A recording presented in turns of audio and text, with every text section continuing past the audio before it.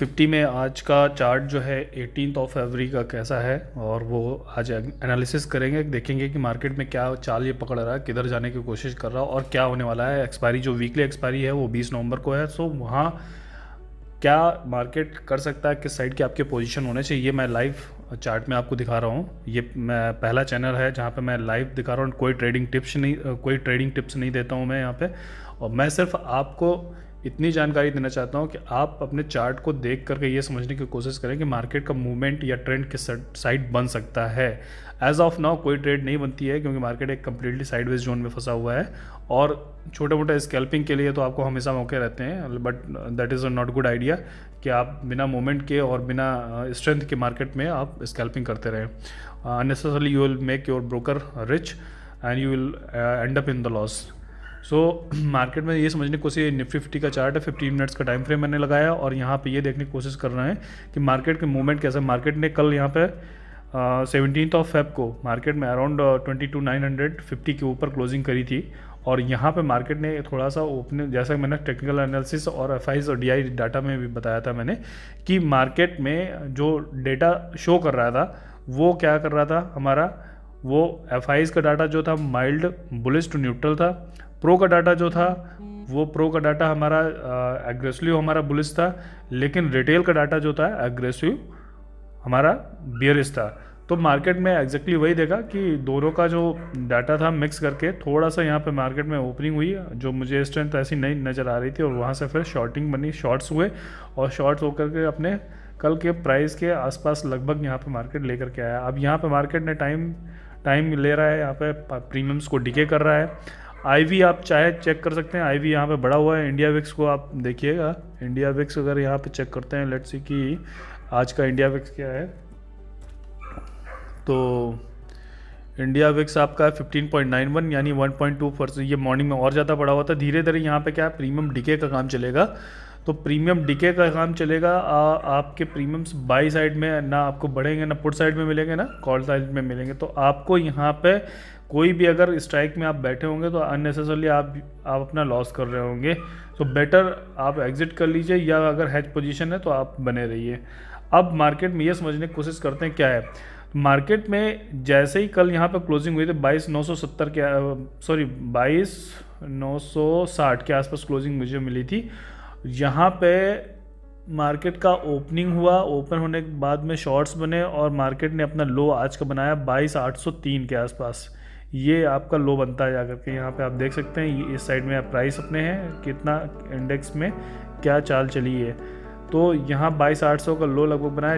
अब ऊपर और नीचे का तब तक नहीं, ये आप मैंने पैरेलल चैनल यहाँ पे ड्रॉ किए हैं, नीचे साइड के सपोर्ट है। जब जब प्राइस यहाँ पे आएगा तब तक एक ऊपर के लिए स्कैल्पिंग बनती है, और जब जब प्राइस इस चैनल के पास में आएगा तब तक तो यहाँ से शॉर्ट्स बनते हैं। तो जब तक इस जोन के अंदर मार्केट फंसा है, ना कॉल बनता है ना पुट बनता है, जो ऑप्शन बायर है। और कॉल पुट दोस्तों ना ही लें तो ज़्यादा बेहतर है, क्योंकि आज की डेट में आपके लॉट साइज बढ़ चुके हैं, आपके पास इतना पैसा नहीं है। और दूसरा, यहाँ पे आपका जो ब्रोकर है, ब्रोकर की तरफ से ही आपको मतलब जो फैसिलिटी है वो मार्जिन कॉल आ जाएगी, और आप क्या है लॉस में एंड करेंगे। तो बिना हेजिंग के आप काम मत करिए, बिना कोई स्ट्रेटजी के काम मत करिए यहाँ पे।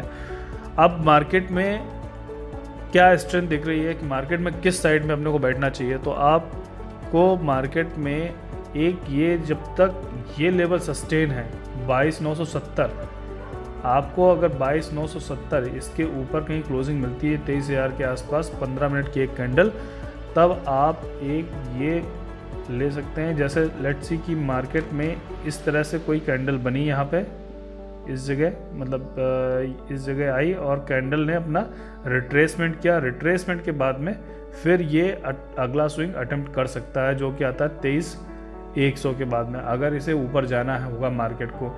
अगर मार्केट में ऊपर नहीं जाना है तो फिर ये यहाँ से डंप करेगा और सीधा है आपको सपोर्ट ब्रेक करने की कोशिश करेगा, और ये आपका शॉर्ट पोजीशन यहाँ से बन सकता है 23,100 के ऊपर। एक पॉसिबिलिटी यहाँ पे ये बनती है। दूसरी पॉसिबिलिटी ये बनती है कि मार्केट ऊपर यहाँ पे जाए ही ना, लेकिन ऐसा नहीं होगा कि अगर इसे अटेम्प्ट करना है, नीचे तोड़ना होगा, तो ये एक बार सभी को, सारे रिटेलर्स को ऊपर बैठाएगा कि भाई मैं बुलिश हो रहा हूँ, बुलिश होते ही सबको डंप कर देगा प्राइस को।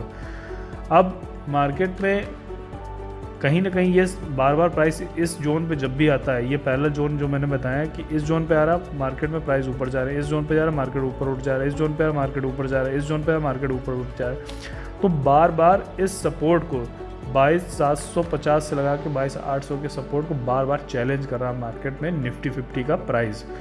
अब अगर ये चैलेंज होता है तो फिर आपका 650 660 का लेवल जो है 22,650 660 का लेवल आराम से आपको देखने को मिलेगा।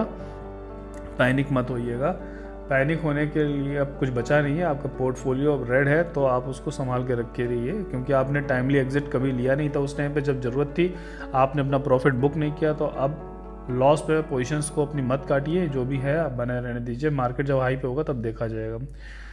और एक यहाँ पे पॉसिबिलिटी ये बनती है कि मार्केट अगर यहाँ से ऊपर जाने की कोशिश करता है, मान लीजिए एक्सपायरी 20 तारीख को, तो प्रीमियम्स तो डिके हो रहे हैं, प्रीमियम्स डिके होने के साथ साथ आपको ऊपर की कोई स्ट्रेटजी बनानी, तो मार्केट अगर इस लेवल पे कहीं मिल जाए आपको 22,700 के लेवल पे या 22,700 के लेवल पे या फिर यहाँ पे कहीं, तो एक स्ट्रिक्ट एसएल के साथ में आप 22,700 का आप एसएल मानिएगा और आप स्ट्रेटजी में एक एंटर कर लीजिएगा, या तो आप कोई बुल कॉल स्प्रेड बना लीजिएगा। बुल कॉल स्प्रेड क्या होता है ये दोस्तों मैं बताना चाहूँगा कि सपोज दैट आपने 23,000 ये स्ट्रेटजी में बता रहा हूँ आपको, 23,000 का मान लीजिए आपने कोई कॉल बाई किया और ये फरवरी में ये फिर निफ्टी का नहीं, मैं निफ्टी का बता रहा हूँ, तो ये है आपने 23,000 की, सपोज एक एग्जांपल के तौर पर मैं बता रहा हूँ कि स्ट्रेटजी आप कैसे बना करके अपने ट्रेड को इन्हांस कर सकते हैं, ट्रेडिंग स्टाइल को इन्हांस कर सकते हैं। तो इसी स्ट्रेटजी में 23,100, अब मैं अपने चार्ट में एक बार ज़रूर देख लूँगा कि मेरे लिए ये 23,220 मेरे लिए रेजिस्टेंस है, 23,100 का रेजिस्टेंस है, 23,000 का रेजिस्टेंस है। लेकिन आपको अगर आपका व्यू है कि ये मार्केट में ऊपर जा सकता है मार्केट, तो आप ऐसी कुछ स्ट्रेटजी बना सकते हैं। 23,000 की एक कॉल आप बाई कर लीजिए, ऊपर आप 23,100 23,150 की आपके कॉल को बेच दीजिए, तो आपका नेट डिफरेंस जो आएगा प्रीमियम का वो आएगा, वही आपका लॉस होगा। तो आपका यहाँ पे देख सकते हैं मैक्सिमम लॉस आपका कितना है 2,208 रुपये, लेकिन मैक्सिमम अगर आपके जोन पे मार्केट चला गया तो मैक्सिमम प्रॉफिट आपका 5,291। तो ऐसी बहुत सी स्ट्रेटजी, इसमें आपके टोटल मार्जिन जो लगेगा वो 40,000 लगभग, आप मान लीजिए 41,000 रुपये लगेंगे। तो ये आपकी मार्जिन कॉल आएगी और आपका ब्रेक इवन रहेगा वो 23,030 के ऊपर मार्केट कहीं भी एक्सपायर होगा, आपको 20 फरवरी को आप प्रॉफिट में ही एंड करेंगे। तो ये एक स्ट्रेटजी, इसमें बहुत सी स्ट्रेटजी बन सकती है बुलिश सेल की। मैंने एक एग्जांपल के तौर पर इसे आप ट्रेडिंग के लिए अपना गारंटेड मत सोचिएगा कि यही आपको स्ट्राइक्स चूज़ करनी है, मैंने एक एग्जांपल के तौर पे लिया है। आप अपनी स्ट्राइक्स, आप अपना रिस्क मैनेजमेंट देख करके चलिएगा।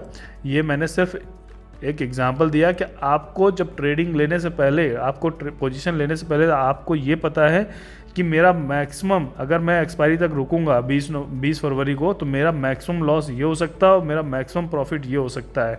अगर मार्केट मेरा 23,030 के ऊपर कहीं क्लोजिंग करता है मार्केट ये 20 फरवरी की एक्सपायरी में, तो मेरा ये डेफिनेटली है कि मैं प्रॉफिट में ही एंटर होऊंगा। अब अगर यहाँ पे आपको डिके होगा भी, तो जो इन प्रीमियम्स का डिफरेंस है वही आपका मैक्सिमम लॉस है, दैट इज़ 2,208 रुपीज़। तो इस तरह से आप अपनी ट्रेडिंग स्टाइल को इन्हांस कर सकते हैं, और ऐसी तमाम ट्रेडिंग स्ट्रेटजीज़ हैं मेरे पास में। अगर आप सीखना चाहते हैं तो आप मुझे पर्सनली डीएम कर सकते हैं। कुछ उसमें स्ट्रेटजी जो हैं वो फ्री ऑफ कॉस्ट हैं, और कुछ जो है उनके कुछ चार्ज रहेंगे। आप चाहे तो आप अपने मेरी टीम से कनेक्ट कर सकते हैं, नंबर मैंने फ्लैश कर रखा है, इसमें आप देख लिया है। So thank you so much, ये मेरी आज की लाइव एनालिसिस थी। Thank you so much for watching.